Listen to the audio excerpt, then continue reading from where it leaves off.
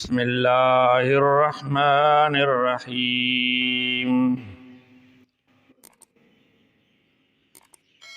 فلما ذهب عن إبراهيم الروع وجاءته البشرى يجادلنا في قوم لوط إن إبراهيم لحليم أواه منيب يا إبراهيم أعرض عن هذا إنه قد جاء أمر ربك وإنهم آتيهم عذاب غير مردود ولما جاءت رسلنا لوطا سيء بهم وضاق بهم ذرعا وقال هذا يوم عصيب وجاءه قومه يهرعون إليه ومن قبل كانوا يعملون السيئات قال يا قوم هؤلاء بناتي هن أطهر لكم فاتقوا الله ولا تخزون في ضيفي أليس منكم رجل رشيد صدق اللہ العظیم۔ ان آیتوں میں اللہ رب ذوالجلال نے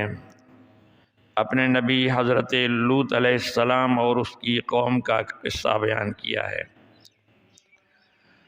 حضرت لوط ابراہیم علیہ السلام کے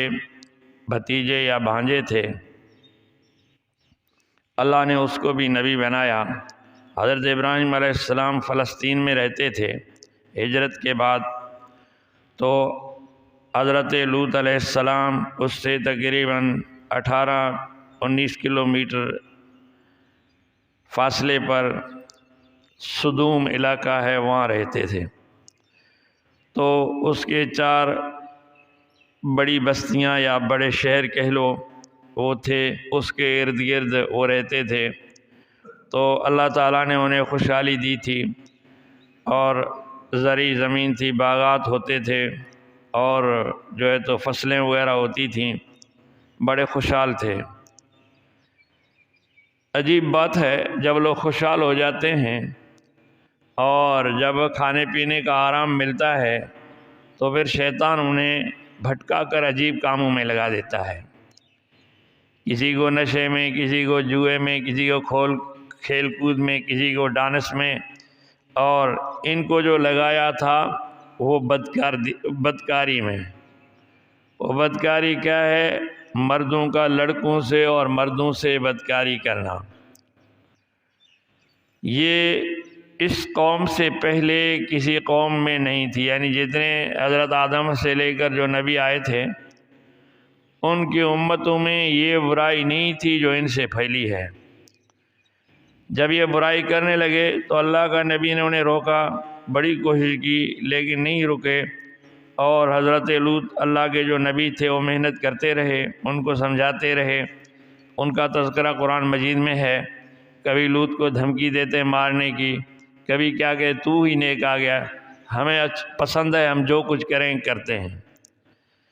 عجیب بات ہے، اللہ معاف کرے، آج کل بھی جو غیر مسلم لوگ ہیں، جو خدا کو نہیں مانتے، غیر مذہب لوگ ہیں، اس کام کو بڑھانا چاہتے ہیں۔ اب تو مختلف ملکوں پر دباؤ ہے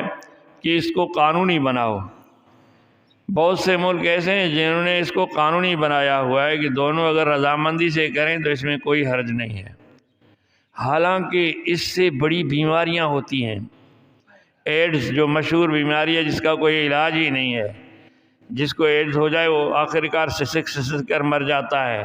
اور وہ ٹھیک ہوتا نہیں ہے۔ جس کو HIV وائرس کہتے ہیں وہ لگ جائے تو جو ہے تو یہ بڑی تباہی ہے، اس کے بارے میں میڈیا خاموش ہے، کچھ کہتا ہی نہیں ہے۔ باقی جو ایک فرضی بیماری تھی جس کو یہ کرونا بولتے ہیں، اس کے لیے تو ایسی انہوں نے وٹ پکڑ کی اور ایسی پبلسٹی کی، لوگوں کو ایسے ڈرایا کہ خوف سے بہت سے لوگ مر گئے، بہت سے لوگ بیمار پڑ گئے خوف سے، بھئی ایڈز ہو جائے میں مر جاؤں گا۔ تو اس طرح جو ہے تو بازار مارکیٹ سب کچھ بند کر دیے گئے۔ یہ کینسر خطرناک ہے، اس کے بارے میں کچھ نہیں کہتے، اور یہ جو ایڈز خطرناک بیماری ہے، HIV وائرس، اس کے بارے میں کچھ نہیں کہتے، حالانکہ یہ ظاہری چیز ہے۔ تو اب جو ہے تو غیر قومیں بڑھانے میں لگی ہوئی ہیں، حکومت پر دباؤ ہے، ہمارے حکومت پر بھی دباؤ آیا تھا، ابھی تک باقاعدہ انہوں نے بل تو پیش کیا لیکن علماء کرام نے رد کرایا تھا اور جو اس کو کامیاب نہیں ہونے دیا تھا، جس کو وہ کہتے ہیں انسانی حقوق کے نام پر یہ برائیاں چلنے کی کوشش کرتے ہیں۔ تو فرمایا وَلَمَّا جَاءَتْ رُسُلُنَا لُوطًا سِیءَ بِهِمْ، جب ہمارے فرشتے آئے لوط علیہ السلام کے پاس تو ان کو دیکھ کر وہ گھبرا گئے، وَضَاقَ بِهِمْ ذَرْعًا، اور وہ پریشان ہو گئے، تنگ دل ہو گئے، یہ کیا ہو گیا ہے۔ وقال هذا يوم عصیب، اور کہنے لگا یہ تو بہت بڑا بھاری دن ہے۔ وہ کیا ہے کہ اس سے پہلے فرشتے آئے تھے حضرت ابراہیم علیہ السلام کے پاس، اور ابراہیم نے ان کی مہمانی میں گائے کا بچڑا ذبح کیا، انہوں نے نہیں کھایا، ابراہیم بھی پریشان ہو گئے۔ تو فرشتوں نے کہا کہ ہم فرشتے ہیں، انسان نہیں ہیں، ہم تمہیں خوشخبری دینے آئے، اللہ تعالیٰ تمہیں بیٹا دے گا۔ پھر جو گفتگو ہو گئی تو آخر میں کہا ابھی اور کیا ارادہ ہے؟ تو فرشتوں نے کہا اب ہم قوم لوط کے پاس جا رہے ہیں ان کو جو ہے تو ہلاک کرنے کے لیے۔ تو ابراہیم نے کہا، روکا بڑا، ان سے بحث کرنے لگے کہ نہیں ان کو ڈھیل دے دو، ہو سکتا ہے وہ ایمان لے آئیں۔ تو انہوں نے کہا وہ ایمان نہیں لائیں گے، یہ ابھی حد سے گزر گئے ہیں اپنی برائی میں۔ تو جب لوط علیہ السلام کے پاس آئے فرشتے، انسانی صورت میں آئے، نوجوان لڑکوں کی صورت میں آئے، حضرت لوط نے بھی نہیں پہچانا، اس نے ان کو نوجوان لڑکے سمجھا، مہمان سمجھا، اجنبی سمجھا۔ اب یہ پھنس گئے، اگر ان کو روکتے ہیں تو قوم والے ان کی بے عزتی کریں گے، ان سے زبردستی کرنے کی کوشش کریں گے، یعنی اتنے اللہ تعالیٰ نے ان کو گمراہ کیا تھا، گندے ہو گئے تھے، اس سر عام اس کو اب عیب بھی نہیں سمجھتے تھے، سر عام لڑکوں کو لے کر گھومتے تھے، سر عام لڑکوں کو تلاش کرتے تھے۔ تو یہ گھبرا گئے، اور اگر انہیں جانے کا کہہ دیتے تب بھی مہمان نوازی جو اسلامی اصولوں میں ہے اس سے روگردانی ہوتی۔ اب اللہ فرماتا ہے ابراہیم اور حضرت لوط علیہ السلام نے جب ان کو لڑکوں کی شکل میں دیکھا تو تنگی محسوس ہو گئی، اور جو ہے تو گھبرانے لگے اور کہنے لگے کہ آج سخت دن ہے، بھاری دن ہے۔ وجاءہ قوم یہرعون الیہ، اب جو ہے تو اس کی قوم کو پتہ چلا کہ لوط کے پاس نوجوان لڑکے آئے ہیں،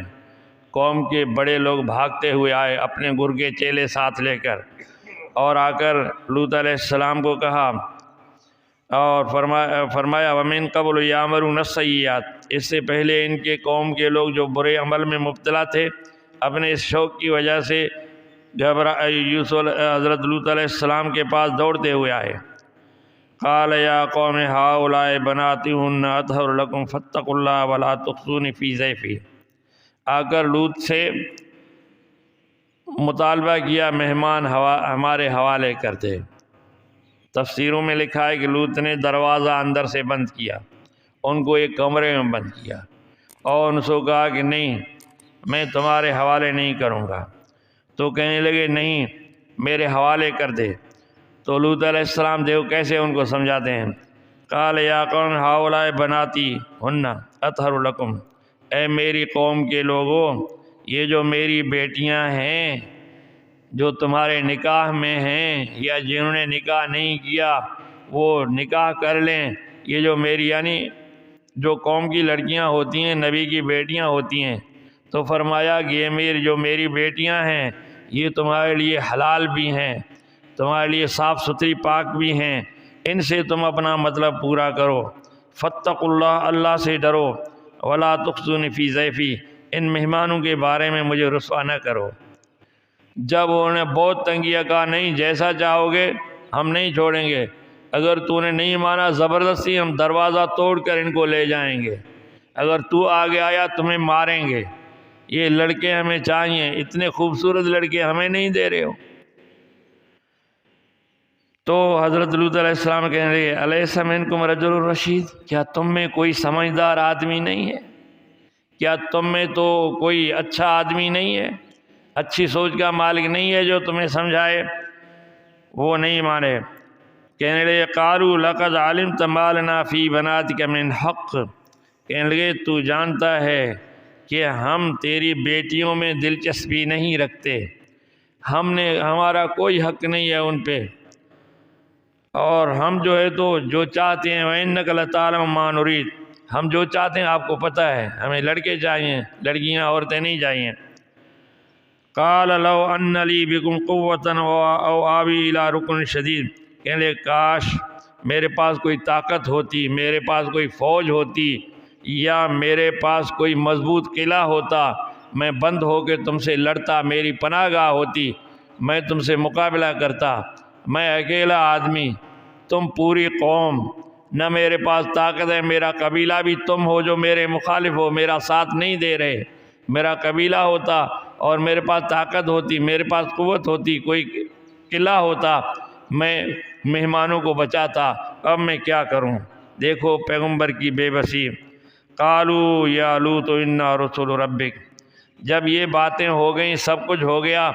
بات چیت چل رہی تھی، بحث چل رہا تھا، آوازیں اونچی ہونے لگیں، وہ کہنے لگے مہمان ہمارے حوالے کر، لوط علیہ السلام کہا مجھے مارنا ہے تو مارو، میں مہمان تمہارے جیتے جی تمہارے حوالے نہیں کروں گا۔ تو فرشتوں نے کہا یا لوط انا رسول ربک، اے لوط گھبرا نہیں، ہم تیرے رب کے فرشتے ہیں، ہم لڑکے نہیں ہیں، ہم انسان نہیں ہیں، ہم امتحان آخری لینے آئے تھے، اس میں بھی یہ مردود ناکام ہو گئے، اگر اس وقت نہ چھیڑتے، کچھ نہ کرتے، پھر اللہ شاید ڈھیل دے دیتا ان کو۔ اب فرمایا کہ لن یصلوا الیک، اے لوط یہ تمہیں کوئی نقصان نہیں پہنچا سکیں گے، فاسر باہلک بقطع من اللیل، آپ ایسا کرو اپنے گھر والوں کو اور ایمانداروں کو لے لے اور رات کے حصے میں یہاں سے نکل جا، ولا یلتفت منکم احد الا امرأتک، اور پیچھے مڑ کر نہیں دیکھو، ان کے بارے میں مت سوچو، بس آدھی رات کو جتنے ایماندار ہیں وہ اپنے گھر والے لے لو اور چلے جاؤ، الا امرأتک، مگر تیری بیوی تمہارے ساتھ نہیں چلے گی، وہ اس عذاب میں مبتلا ہوگی، کیوں کہ شرارت بیوی نے کی تھی، جا کر قوم کے لوگوں کو بتایا تھا، تیری بیوی جو تجھ پر ایمان نہیں لائی ہے یہ تمہارے ساتھ نہیں چل سکے گی، باقی سب بیٹے بیٹیاں اور مسلمان جو تھوڑے بہت ہیں وہ تمہارے ساتھ چلیں گے، ان کو لے جا، انہ مصیبہ ما اصابہم، بے شک جو عذاب تیری قوم کو آئے گا وہ تیری بیوی پر بھی عذاب آئے گا۔ اب لوط علیہ السلام کہنے لگے چلو ٹھیک ہے، تو پھر پکڑو ان کو، عذاب دے دو، ہم نکلتے ہیں۔ تو فرشتے کہنے لگے ان موعدہم الصبح، اللہ نے جو عذاب کا وقت مقرر کیا وہ صبح کا وقت ہے، یعنی جیسے ہم روزہ رکھتے ہیں صبح ہو جاتی ہے، تو فرمایا الیس الصبح بقریب، کیا صبح قریب نہیں ہے، چند گھنٹے ہی ہیں، یہ بھلے ان کو مستیاں کرنے دو۔ آخر کار انہیں پتہ نہیں تھا یہ فرشتے ہیں، انہوں نے تو ان کے انسان سمجھا اور لوط پر حملہ کر دیا۔ تو حضرت جبرائیل نے اپنا پر جو پھیلایا مارا تو یہ سارے اندھے ہو گئے، اندھے ہو کے پچھتانے لگے، چیخنے چلانے لگے۔ جب صبح ہو گئی تو رات کے ٹائم حضرت لوط علیہ السلام نکل گئے اور بیوی نہیں نکلی، پیچھے مڑ کر دیکھی عذاب شروع ہو گیا، تو بیوی کو بھی ایک پتھر آ کے لگا، بیوی بھی ہلاک ہو گئی۔ تو فرمایا کہ فلما جاء امرنا جعلنا عالیہا سافلہا، جب ہمارے عذاب کا وقت آیا تو ہم نے ان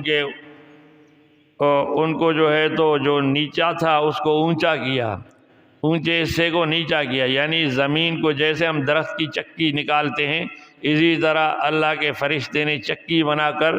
اس زمین کو الٹ دیا۔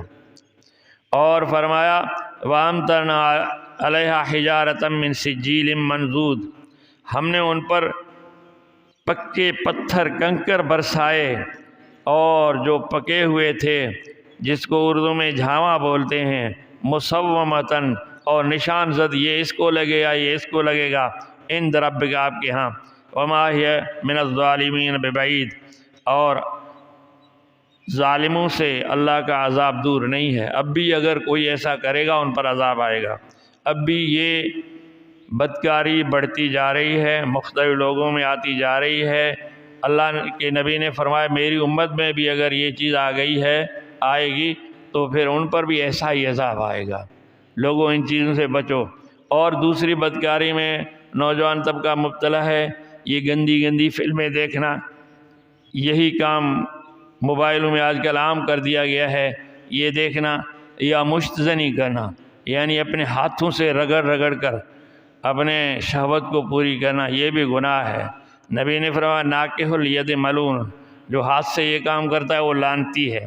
اس لعنتی کام سے بچو، یہ بھی بیماری ہے۔ اسی طرح مردوں کے ساتھ کرنا بھی بیماری ہے،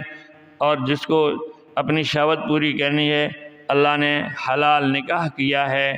جائز نکاح کیا ہے، نکاح کرو اور اپنی شہوت جائز طریقے سے پوری کرو، اس سے تمہاری نسل بھی بڑھے گی، بڑھاپے میں تمہیں اولاد کام دے گی، اور معاشرے میں بھی تمہاری عزت ہوگی۔ اللہ تعالی ہمیں مصیبت و مشکلات سے بچائے۔ وآخر دعوانا الحمدللہ رب العالمین۔